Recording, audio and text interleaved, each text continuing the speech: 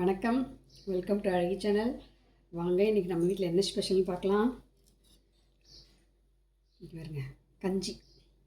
கஞ்சினா என்ன சொல்கிறது, அந்த பழைய சோத்தில் சுட கஞ்சி கிடையாது, பழைய சாப்பாட்டில் தயிர் ஊற்றி கரைச்சி வச்சுருக்கேன். இன்றைக்கி அதான் நம்ம வீட்டு ஸ்பெஷலு. அதுக்கு மோர் மிளகா வறுத்து வச்சுருக்கேன். பழைய கஞ்சி தான் இன்றைக்கி. ஏன்னா 2 நாளாக வெயில் ஜாஸ்தி ஆகிடுச்சிங்க, பயங்கர வெயில் கொளுத்துது. அதனால் திரும்பவும் பழைய கஞ்சி டெய்லியுமே நான் இவ்வளோண்டு பழைய சாப்பிட்ருவேன். இல்லைனாலும் சில நேரத்தில் குளிர் நாளில் இல்லைன்னா விட்டுருவேன். ஆனால் இனிமேலாம் விட மாட்டேன். கண்டிப்பாக இவ்வளோண்டு சாப்பாடு போட்டு தண்ணி ஊற்றி வச்சுருவேன். அதுக்கப்புறம் இது கொழுக்கட்டை நைட்டு செஞ்சது, நைட்டு டிஃபனுக்கு. அதில் இந்த 3 மீந்துருச்சு, அதை வேஸ்ட் பண்ண வேண்டாமே அப்படின்ட்டு காலையில் சாப்பாட்டுக்கு அது கூட வச்சுக்கலான்ட்டு 3 கொழுக்கட்டை. அதுக்கப்புறம் ஒரே ஒரு பச்சை மிளகா கீறி அதுக்குள்ளே உப்பு வச்சுருக்கேன். உப்புனா சால்ட்டு. எதுக்குன்னு கேட்டிங்கன்னா கொஞ்சம் காராமல் இருக்கும். அது வறுக்கும்போது ஞாபகம் இல்லை, அது வறுக்கும்போதே இது வறுத்துருக்கலாம், மறந்துட்டேன். அதனால் இதுக்கு ஒரு சட்டி வச்சு பற்ற வைக்க முடியாதுன்ட்டு இதை இப்படி வச்சுக்கிட்டேன், உப்பு வச்சு. எதுக்கு உப்புனா கொஞ்சம் காரம் கம்மியாக இருக்கும், நல்லா டேஸ்ட்டாகவும் இருக்கும். அதனால் ஒரு பச்சை மிளகா, டெய்லி ஒரு பச்சை மிளகா சாப்பிட்டா ரொம்ப நல்லது. அது இல்லாமல் எனக்கு பச்சை மிளகா ரொம்ப பிடிக்கும், அதனால் நான் பச்சை மிளகா கஞ்சிக்கு சூப்பராக இருக்கும். அதுக்கப்புறம் இது பட்டாணி கூட்டில் பொரியல். அதாவது பட்டாணி, தட்டைக்காய், 2 கத்திரிக்காய். அது நம்ம வீட்டில் விளைஞ்ச காய் தான். 2 கத்திரிக்காய், அப்புறம் ஒரு தட்டைக்காய் ஒரு 4-5 இருந்துச்சு. அப்புறம் பச்சை பட்டாணி உரித்து வச்சுருந்தேன், கடையில் வாங்கினது.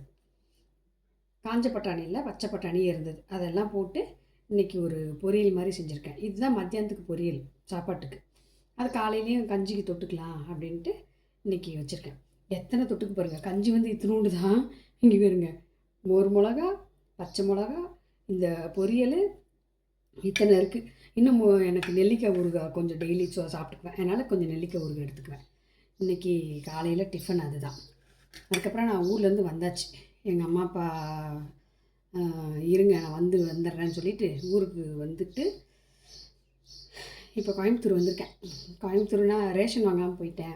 சொசைட்டிக்கு கொஞ்சம் வேலை இருந்துச்சு, பேங்க்கில் கொஞ்சம் வேலை இருந்துச்சு, அந்த சின்ன வேலையெல்லாம் இருந்தது. அப்புறம் வந்தால் அந்த டேட்டு முடிஞ்சிடும்ல, அதுக்காக வந்தேன். சீட்டு கட்டணும், இத்தனை வேலை இருக்கிறதுனால வந்துட்டேன். இதெல்லாம் முடிச்சுட்டு இப்போ திருப்பியும் ஊருக்கு போயிடுவேன்.